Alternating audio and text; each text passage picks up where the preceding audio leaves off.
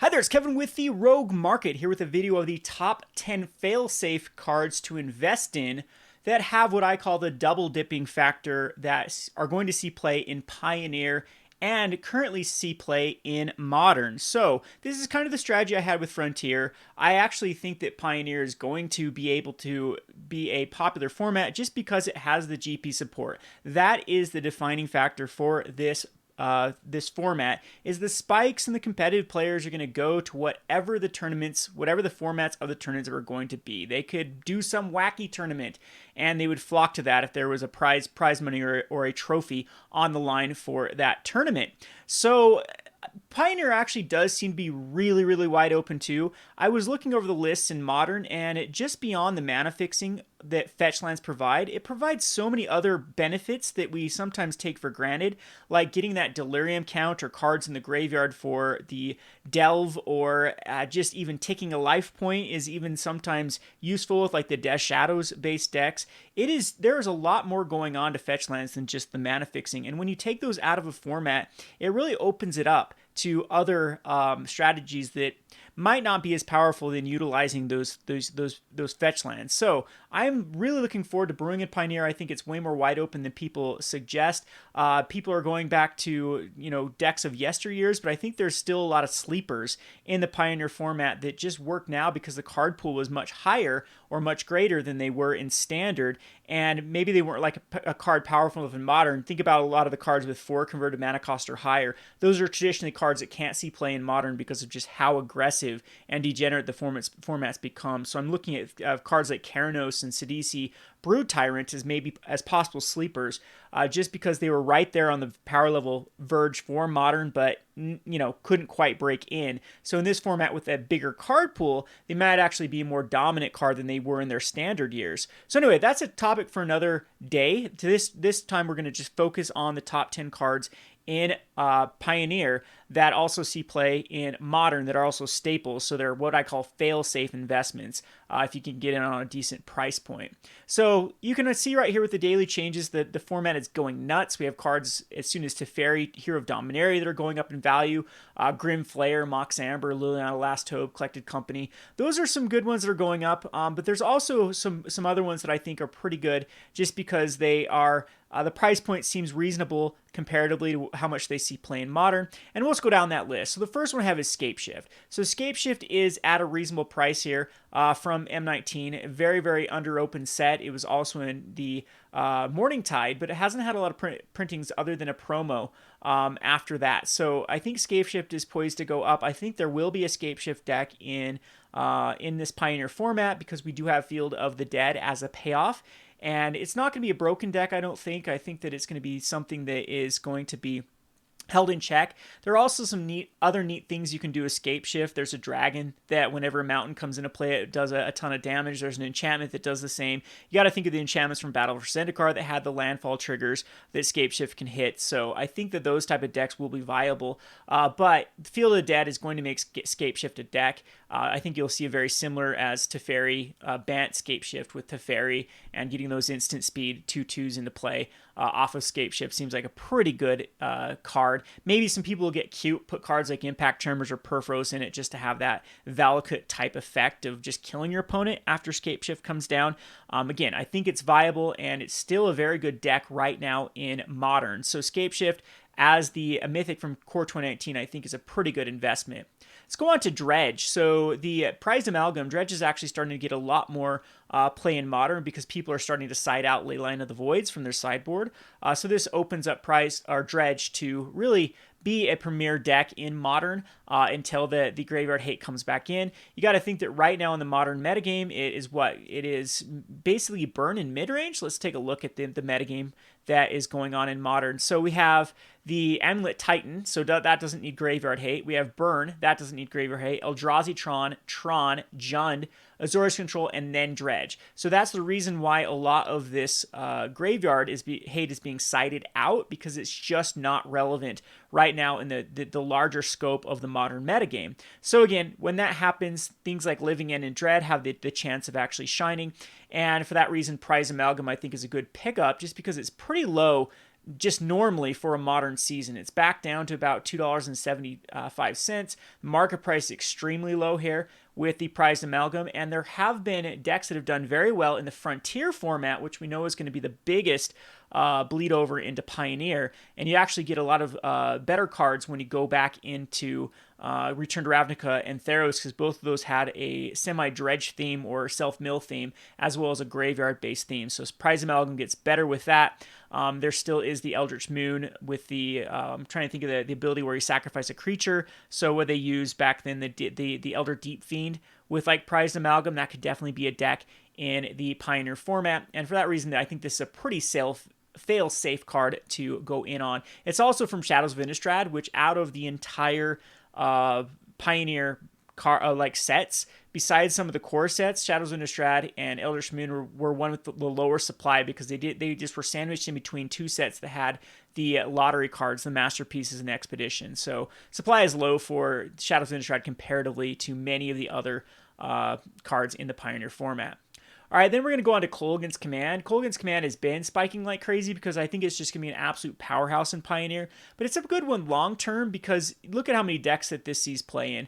Sometimes as high as a 4 of, and it's really good when robots or you have any sort of other artifact-based strategy. We do have like Wurza. I don't know if it's a good card against Wurza, though, because Wurza is just a lot of times quicker than the Kolaghan's Command.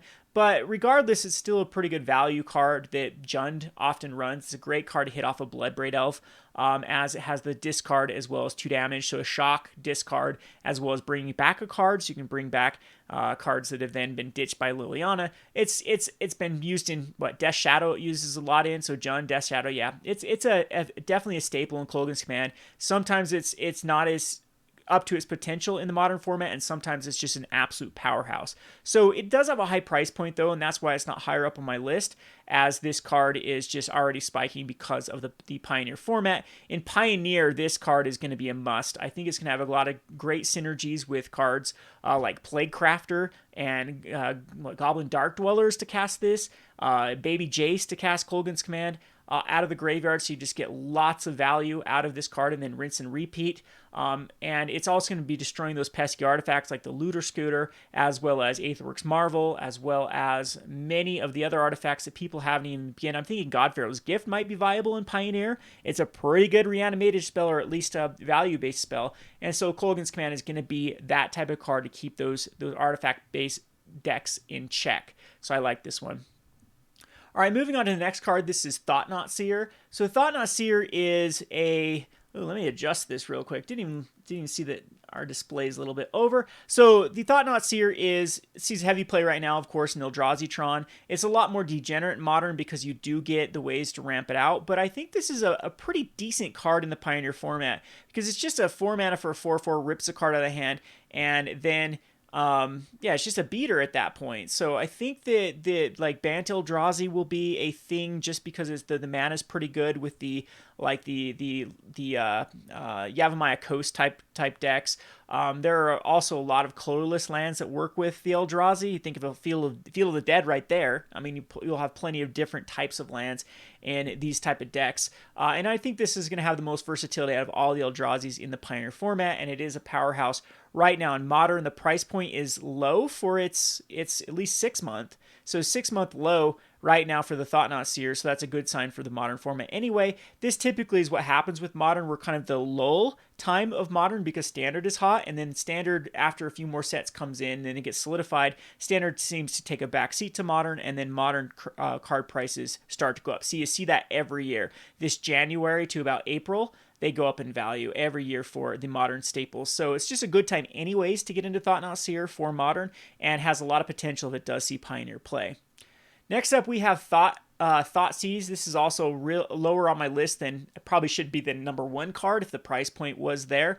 It's already been spiking, going from 17 to 20 bucks on the market price for the Thoughtseize. And of course, this is just a mainstay in Modern, and it's also going to be a very, very, very, very good card in the Pioneer format. And so I know they don't want this card in Standard, but I think it's a necessary evil in Pioneer because it just rips out those degenerate decks right off the bat. So if you can rip out a Marvel turn one, if you can, people go with like Once Upon a Time and then find a card and then you rip it out. I mean, that's a really good use of the Thoughtseize card. So I'm expecting this card to really shoot up in value because of the Pioneer format. And I mean, it was starting to go up anyway for Modern. So you can see it had this low at about 13 at the start of January, and actually didn't suffer from that dip of Modern cards hot, Modern cards cold, and then go back down. So it's just been continuing to increase since its 6-month, 12-month low, even slightly up. And that's kind of the cards I like is Thoughtseize. Again, this is a prime card to be reprinted. However, I mean, it absolutely needs to be reprinted even to keep the price at its price point. Otherwise, this card continues to go crazy, just how much it sees play. Next up, we have Googan. I like Googan because look at this price point. It's way down from where it achieved. And this is the triple dipper. This is the I am surprised that Googan the Spirit Dragon has not gone up to like Jace levels at this point. I know the supply is a lot higher from Fate Reforged, but this card sees a massive amount of play in both Modern and Commander. There are few cards that you can say the same thing for, especially colorless cards that are just many decks in Commander want to run it, and same thing in the Modern format. It goes in one of the most popular decks being Tron, and so I expected this it had some price correction here because I think people are overvaluing this War of the Spark having the Planeswalker theme, and it had a just inaccurate price increase that people speculated and lost their speculation on, and it's come back down to earth. It's come back down to where it should be naturally if you were to follow this trajectory. So I think that this 54 price tag is right before the spike it was 52. You give it 6 months, but yeah, probably should be about 54. That seems about right. And it was just destined to go up anyway. The market price is actually super low on this card for 44. The only thing that is going against this is if the mystery packs do contain like the same amount of cards from like Pioneer Forward. The rumor is the same source that leaked the Pioneer format to me has also said that his source has said that the LGS versions of the mystery packs are going to be Pioneer, and the GP or Magic Fest versions are going to be non-reserve list. So any booster pack that could contain non-reserve list cards are going to be in the GP version, and the LGS versions to be Pioneer Forward. So it's going to have that residual supply that enters the market to support Pioneer. But I don't know. This card, if it does see a lot of play in Pioneer, it seems to be a good card that has never been really tested with the Aetherworks Marvel. Spinning the wheel and getting an Googan seems to be a very, very good trade-off for the Marvel. And yeah, we'll go in most of those decks, I would assume, just because the negative X is just so good after that. And yeah, so I think this is going to be that card that goes up very, very quickly if it gets adopted in Pioneer. And it's a pretty safe bet because, look, this trajectory is going up anyway. Commander and Modern are going to strip it eventually. All right, next up is Walking Ballista. This card is just going to go insane because it just sees a massive amount of play in Modern, another card that sees a massive amount of play in Commander, and it was headed up anyways. Aether Revolt is going to get old enough to where this card is rare. Yes, it was in the Challenger decks, but just as a one-of. And now with the Pioneer format, I think this is going to be one of the pivotal cards because the power level of Walking Ballista is quite high comparatively to other cards in the Pioneer format. This is a card that sees like Vintage and Legacy. Yes, you have ways to really abuse it in those particular formats, but I think there's enough in Pioneer to actually abuse it as well with the hardened scales, with ways to move over +1/+1 counters to, dump mana into it. It's just a very flexible card in the Pioneer format, and many decks I think are going to want to run a number of Walking Ballistas in their 75. So I'm liking this for the price point because, again, it's been at a lull right now, and I think it would start going up anyways because of the demand for Modern and Commander, and therefore I think it's definitely a buy right now. Now we got into really good stuff here. The first one is Anger of the Gods. This one's starting to spike up, but this one just sees a massive amount of play in Modern, and in my opinion, this is the go-to removal spell in the Pioneer format. I think there will be a number of like prized amalgam decks. There's going to be a number of go-wide decks. There's going to be a lot of I would even say like Aristocrats or Rakdos Sacrifice type decks are going to do very well. And Anger of Gods, just getting rid of them. Collected Company, Rally the Ancestors decks, getting rid of them out of the graveyard so they can't be abused again is going to be a go-to card. So has synergy as well with like the Goblin Dark Dwellers. I'm going to be making my own version of what I call Scred in Pioneer, and Anger of the Gods is going to be a very, very key card for that particular deck. So anyway, I think this one is headed upwards. It does even see a decent amount of play in Commander, but Modern, I like the price point just for Modern anyway for this card. All right, now we get on the juicy stuff. Spellcolor. This is a deck that is starting to gain steam in Modern. And Spirits is really good in Pioneer. It's got everything. I mean, it just doesn't have the Aether Vial, and yes, that's very important. And it doesn't have Noble Hierarch too if you're going that route. But Spellqueller still does have a very, very good curve, very disruptive curve in the Pioneer format, and is the kind of the go-to tempo-based deck. And what I like about Spellqueller is it's going to go in the Coco decks as well. So it's got that double dipping in the Pioneer format, being Spirit Tribal, Coco. I think other people are going to run it in like maybe a blue-white tempo shell or a blue-white control shell with the fairies. So this card is going to have a lot of overlap, as it already does in Modern. The price point's really awkward right now. It did spike up as I was doing this video. So, I mean, just in the past when I've been trying to get this. So let's see if Card Kingdom still has it at a decent price. Yeah, they still have some for 10. It's going up quick though. So yeah, I don't know. I don't know about Spellcolor right now, but if it's a safe bet or not because of this price spike, yeah, I guess I should have looked at that. But I think it is going to be a card that is eventually like I don't think an Eldritch Moon have been able to hit that price point in Modern. And so if this card doesn't get a reprint in the near future, you could be looking at $15, $20 just because of Modern. And if you add Frontier to that, yeah, you're looking at maybe $20, $25 for this particular card. So I actually do think this is a pretty good investment because especially this. When you look at Eldritch Moon, that's the key factor for this card. And just how much I think Coco decks are going to dominate the format. Last but not least, and the best of the best of the best of the best of the best spec right now is Eidolon the Great Revel. I don't know why more people are not talking about this card. The price point just has never made sense to me for Modern. With Burn seeing this much play, remember, Burn is the second most played deck right now in Modern. So this card should be going up anyway with just the Modern demand. And it's just baffled me that this card has continued to be able to stay at this price point. Yes, it was reprinted in Masters 25, but I think that now Pioneer is going to have a red deck wins type strategy, and this is going to be a key card in this because it will tax your opponents for every spell they play, and at least will do 2 damage if they remove it. It's going to have some other taxing effects. You can pair this like Rampaging Ferocidon, and it really is a mess for opponents to come back from the Eidolon, Rampaging Ferocidon, and then just sling some burn spells at them. So I like this card a lot. I think this is going to be a pretty powerful card in the format, and regardless, it has been a staple of a staple of a staple in Modern. It's had price points of upwards to 12. The reprint did really kill the price of it, but a lot of other cards from Masters 25 have been able to recoup no problem. So there are my top 10 cards of what I call fail-safe cards for double dipping into Pioneer and Modern. I'm going to do one for Commander as well because I think there's some goodies that see play in Commander at a heavy level and should see some play in Pioneer. So regardless if Pioneer format takes off or not, they're pretty good investments, safe investments long-term for the Commander format. So I have a few other videos I want to do. First of all, I just want to say, be careful with the investments right now. I think if you have most of these cards that have spiked up, so if we go over to the movers and shakers, you can feel safe to sell into these spikes. This is an unknown format that has a very, very high supply. Everything returned Ravnica forward has a massive supply.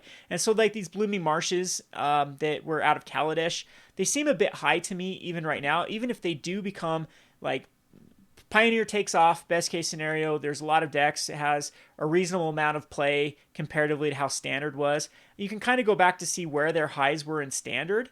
Like $7 was the highest they ever got in Standard. Yeah, long term possibly. Like if you really want to sit on these cards long term and they don't get reprints, then yeah, I see these cards going up. But it's one of those things that is Pioneer going to be more popular during the Kaladesh era of Standard? Is Pioneer going to be more popular than Modern? Because some of these cards see play in Modern. So if Modern can't strip the supply of them, like Inspiring Vantage, for example, that's a card that, or Inspiring, Vantage, that sees play in Burn, correct? So if Modern couldn't spike this card, so, I mean, here's Modern. Modern has got this slow trajectory, sees a ton of play in Modern. A lot of people that already have Modern decks are going to just use them from their Modern decks for Pioneer. If Modern can't do this, then why are we expecting Pioneer? This is an unproven format. We don't know the popularity to really spike the price of these cards to just insane levels. So I am thinking that the safest bet is just to sell into these massive price spikes and then use that money to look for sleepers. So wait until the deck results start to come out and you see a card like Keranos or Athreos or like I said before, the Sidisi Brood Tyrant or flaying what is the mill card out of Our Devastation. Like those cards I think have the better chance of getting ahead on early than trying to buy into this kind of hype that these cards are just going to absolutely dominate the meta and go up in value. It's an unknown format. And a lot of these are very risky, very, very risky. And we have ban lists too. If they really do dominate, that's like a double-edged sword here, that they could be their own undoing. So say Emrakul the Promised End just absolutely dominates the format. And then Wizards like, yep, gotta get rid of this one. And they axe it. I mean, that's a huge loss in value, and I don't know. I don't think that I'm willing to take that gamble for these like risky cards like Saheeli and Emrakul and Collected Company because they could be the first on the chopping block. Jason, another one that seems to me that could go just because not because it's necessarily too broken. It just might have the effect like the bans in Modern and like Birthing Pod. The Birthing Pod was just, why play any other card in green? Play Birthing Pod. I could see that for Jace Vryn's Prodigy for the Pioneer format. So careful with these cards. I'd rather look at the fail-safe ones that do either overlap with Modern or the sleeper ones that you can get in on a low price point and then have the most potential of going up. Anyway, I hope you enjoyed this video. This has been Kevin with the Rogue Market. Thanks for watching.